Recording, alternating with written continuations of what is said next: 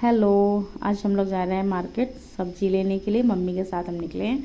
उसके बाद मार्केट आते हैं तो ये भाई टमाटर इनके हैं तो भाव बहुत ऊपर। फिलहाल है 80 में, इन्होंने दिया मुझे 70 में। फिलहाल भैया से कहो तो मान जाते हैं। क्या आप भी बार्गेनिंग करते हैं? प्लीज़ कमेंट में मुझे बताइएगा।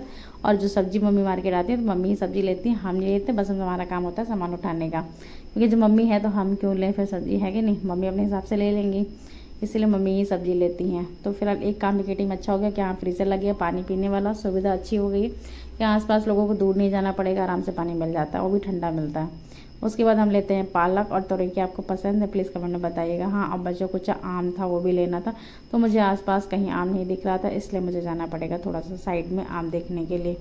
फिलहाल के लिए आम भी मिल जाता है। ये भैया दे रहे थे आम 70 में, तो उन्होंने 1 रुपये भी कम नहीं किया। उन्होंने कहा कि आम अच्छे हैं, 1 भी पैसा कम नहीं करेंगे, उन्होंने कम नहीं किया। उसके बाद कोई बात नहीं, हम फिर कटहल लेने के लिए आ जाते हैं।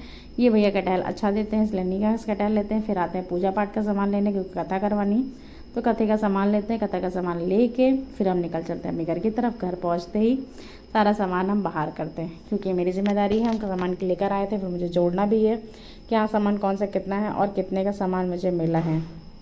तो ये सब जोड़ने के बाद पहले बात तो सारा सामान निकालेंगे। क्या आप भी यही करते हैं? फिलहाल ये तो मेरा काम था सारा सामान निकालना, क्योंकि हम लेकर आए थे। और ये झोला मैंने अपने हाथ से बनाया था और इसी में सारा सामान लेके, तो इतने बड़े झोले में देखो इतना सारा सामान आ गया।